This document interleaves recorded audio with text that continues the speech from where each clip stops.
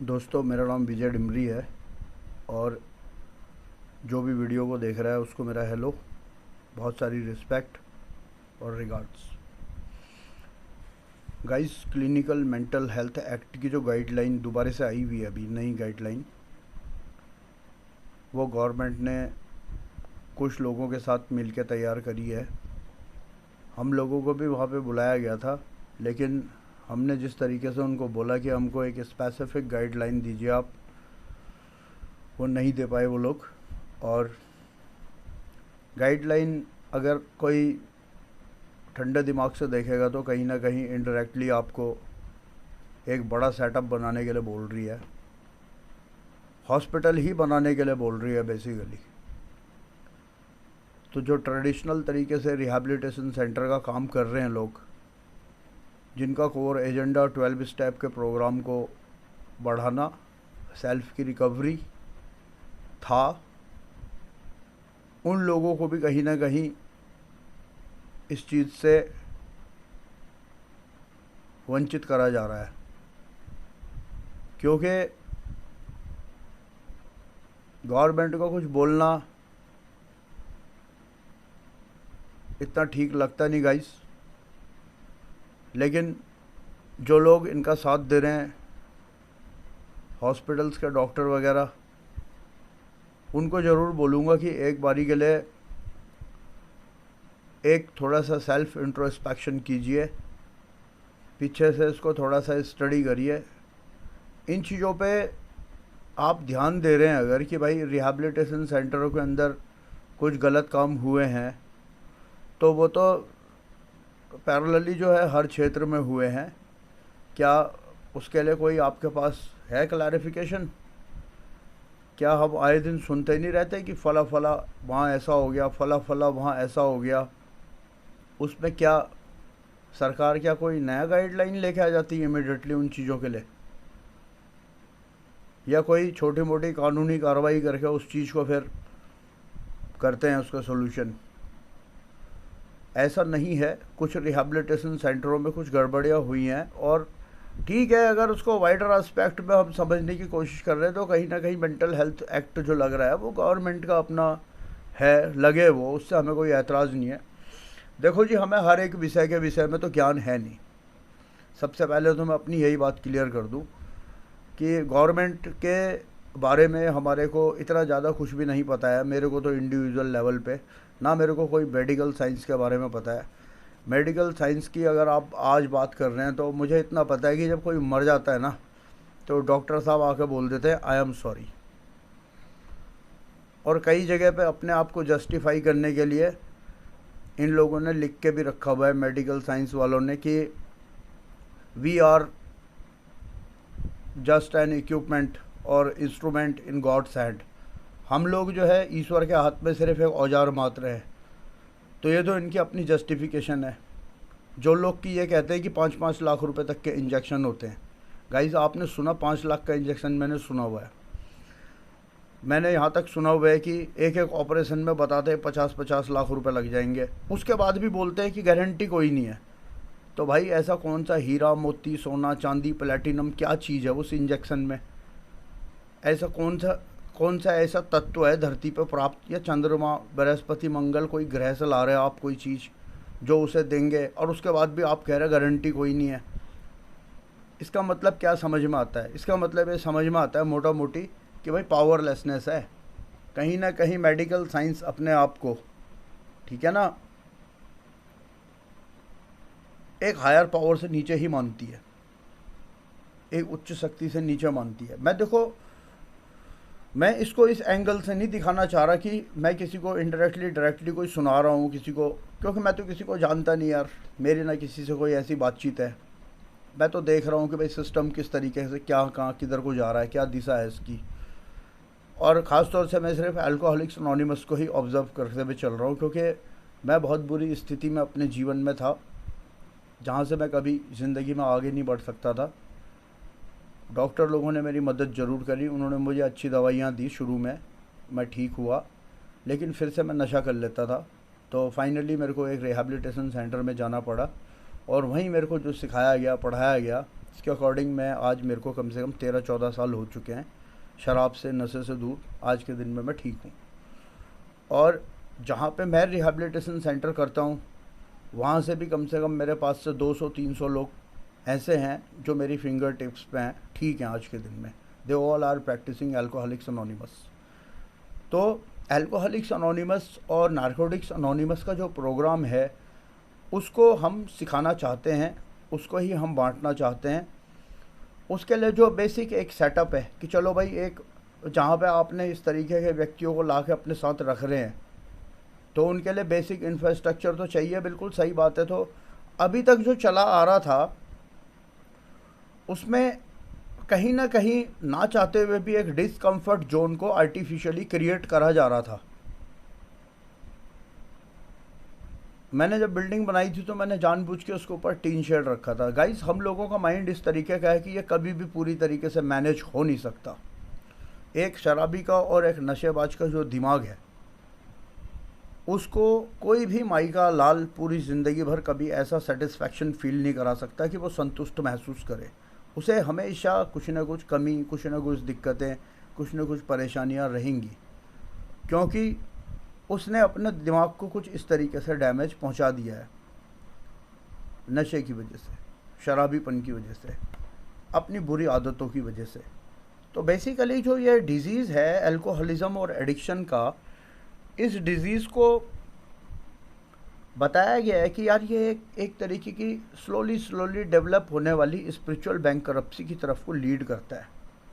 एक आध्यात्मिक शून्यता की तरफ को आपको ले जा रही हैं आपकी हैबिट्स, शराबी की और नशेबाज की।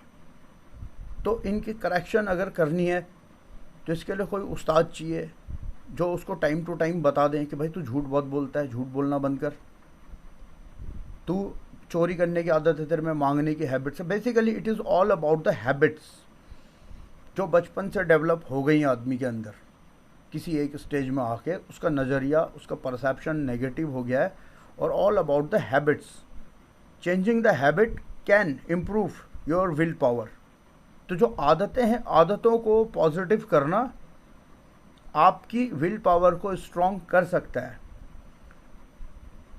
और इसमें जो आपको मेन हेल्प करता है वो आदमी करता है जो खुद भी शराबियत और नशेबाजी के दौर से पहले बाहर निकले हुए हैं। तो शराबी और नशेबाज अपना आइडियल कभी किसी अच्छे आदमी को बना ही नहीं सकता।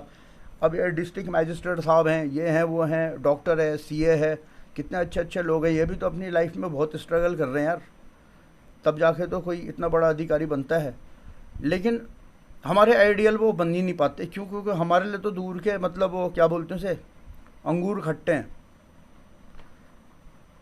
हम समझते हैं कि उन लोगों ने भी बहुत मेहनत करी है, बहुत किस्म के पेन झेले हैं, तभी वो आज इस मुकाम पे हैं। लेकिन उनके जैसा बन पाना, उनके जैसा सोच पाना तो हमारे लिए कतई संभव है ही नहीं कहीं से कहीं तक।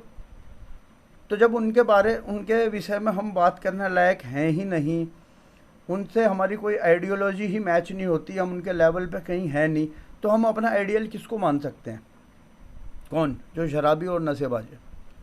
हम उनसे आकर्षित होते हैं जिन लोगों ने पहले मेरी ही तरह पेन झेले हैं, जिन्होंने पहले अपने घर में नशा करा है, चोरियां करी हैं, लड़ाई झगड़ा करा है, मार पिटाई करी है, लोगों को बुरी नज़रों से देखा हुआ है, और आज के दिन में वो लोग ठीक हैं। तो जब मैं इस प्रकार के लोगों को देखता हूँ, तब मैं उनके प्रति एक मेरे मन में अट्रैक्शन आता है कि अगर ये लोग आज के दिन में ठीक हैं तो मैं भी तो ठीक हो सकता हूँ। तो ये कार्यक्रम जो है इस तरीके का है।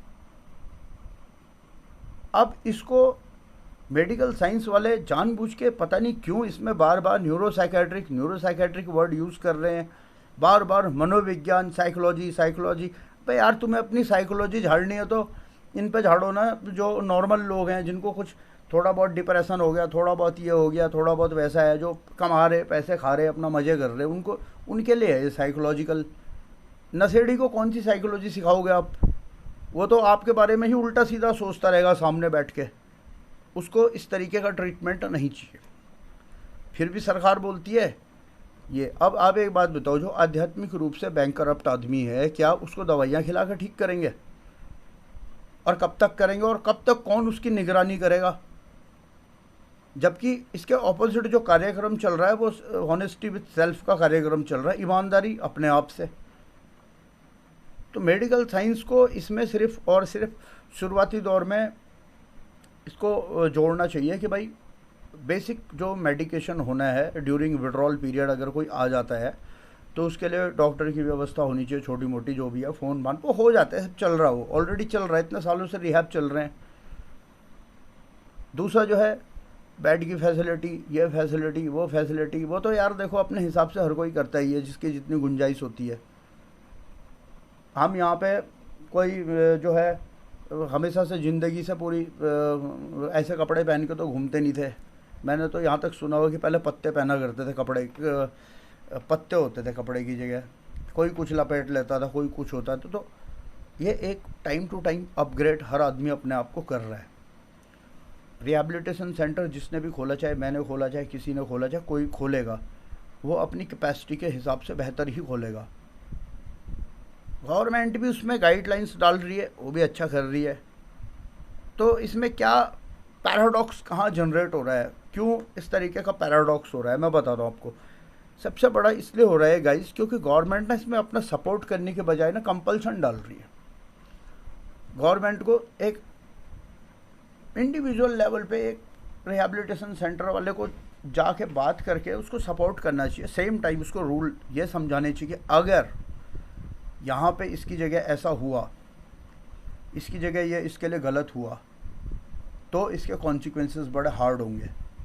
लेकिन आप उसको बोल रहे हो कि नहीं, आप तो जो है सीधे सीधे आप जो है जो कर रहे हो, you have to come into a level like एक हॉस्पिटल जैसा आप अपना एनवायरनमेंट करो। भाई फायर ब्रिगेड की एनओसी क्या ऐसी मिल जाती है क्या बाज़ार में जाके? फायर ब्रिगेड ऑफिस में जाओ और मिल जाएगी। एक बिजली का बिल लगाने के लिए भी, बिजली का जो कनेक्शन होता है ना, उसको लगाने के लिए कम से कम भी 15 बार जाना पड़ता है बिजली दफ्तर में, तब जाके बिजली का कनेक्शन लगता है। या फिर सीधे सीधे वहाँ पे जाके जो काम कर रहे हैं उनको हाथ जोड़ना पड़ता है, भाई जी ज़रा देख लो यार कुछ गुजारा हो जाए। तो थोड़ा बहुत कर करा के जब जाके होता है, ये हमारा सिस्टम है। तो हमारा शुरू से यही सिस्टम है। तो फायर ब्रिगेड की एनओसी लेना, आपके वेस्ट मैनेजमेंट नगर निगम से इस तरीके का कागजात को जुगाड़ करना, जहाँ पे कि कोई इस तरीके की वेस्ट मैनेज होनी नहीं, गंदगी होती क्या है, क्या संस्था में क्या गंदगी होगी। मेडिकल साइंस अपनी जगह बहुत बढ़िया कर रही है, लेकिन मेडिकल साइंस को शराबियों के मामले में हस्तक्षेप नहीं करना चाहिए। जब इंडिया में एमबीबीएस का सिलेबस नहीं चलता था, उससे भी 8-10 साल पहले जिन लोगों ने स्टार्टिंग में एमबीबीएस करी थी, उनमें से एक डॉक्टर थे जिनका नाम था विलियम डी सिल्कवर्थ। उन्होंने अल्कोहलिक्स अनोनिमस के कार्यक्रम को लेटर लिख के दिया था कि शराबी और नशेबाज लोगों को नैतिक मनोविज्ञान के कुछ आयाम सिखाने बेहद ज़रूरी हैं। तो क्या नैतिक मनोविज्ञान के आयाम सिखाने की जगह एक अस्पताल है या कोई ऐसी जगह है जहाँ पे उसको सुख सुविधाओं से लेस एक वातावरण मिले? एक शराबी को और नशेबाज को, जो कि अनोखे रूप से बीमार है, स्वार्थी है, बेवकूफ़ है और साथ साथ झूठा घमंड रखने वाला व्यक्ति है, आप उसकी प्लीजिंग करोगे बेसिकली, ताकि वो आके और फिर नशा करे। तो यार ये ओवरऑल ना कहीं ये जो चीज़ें हैं ना, ये इसमें एक बेसिक एक डिज़ाइन करना चाहिए कि भाई ठीक है, कोई इनको प्रताड़ित नहीं करेगा, इस चीज़ की मॉनिटरिंग के लिए कुछ हो, और बेसिक फैसिलिटी जो जितनी दे पा रहा है उतनी इनफ है इनके लिए, क्योंकि तो मुसाफिर हैं, इन्होंने कोई परमानेंट थोड़ी ना रिहैबिलिटेशन सेंटर में रहना है। इनके घर वाले तो इन्हें रिहैब में तब डालते हैं जब ये उनके लिए ही मुसीबत हो जाते हैं। तो 15 दिन के लिए, 20 दिन के लिए, 1 महीना 2 महीना के लिए डाल के जब देखते हैं अब ये गोरा चिट्टा हो गया, चलो घर, अब इसका बच्चा होने वाला है, अब इसकी शादी करनी है, अब इसने अमेरिका जाना है, अब इसका ये है वो है, ये इनके ड्रामे होते हैं। तो गवर्नमेंट को जो है सिर्फ और सिर्फ, या ह्यूमन राइट्स को, और सिर्फ शराबियों के ही पक्ष में खड़ी हो रही है। क्या हम लोग क्या इंसान नहीं है? जो हम लोग आज के दिन में रिहैबिलिटेशन सेंटर का काम कर रहे हैं, क्या हमारे कोई राइट्स नहीं है? तो हमारे लिए कौन बोलेगा भाई? हमारे लिए तो कोई भी नहीं बोल रहा, न्यूज़पेपर वाले हमारे लिए उल्टा सीधा छाप देते हैं। क्लिनिकल मेंटल हेल्थ एक्ट जो अभी सरकार ने बनाया है, क्या ये नशा मुक्ति केंद्रों के लिए बनाया है? तो क्यों न्यूज़पेपर में ये आ जा रहा है कि नशा मुक्ति केंद्रों में नकेल कसने के लिए बना हुआ है? अबे भाई, ये तो क्लिनिकल मेंटल हेल्थ एक्ट है, अमेरिका से बना था ये। और ऑस्ट्रेलिया में और यूनाइटेड किंगडम में कई सारी कंट्रीज़ ने इसमें से कुछ चीज़ें रख के रिहैबिलिटेशन सेंटरों को आउट ऑफ द बॉक्स रखा हुआ है आज भी, क्लिनिकल मेंटल हेल्थ एक्ट से। किसको? रिहैबिलिटेशन सेंटरों को। तो मुझे समझ में नहीं आ रहा कि न्यूज़पेपर वाले इस तरीके से क्यों छाप रहे हैं इस चीज़ को।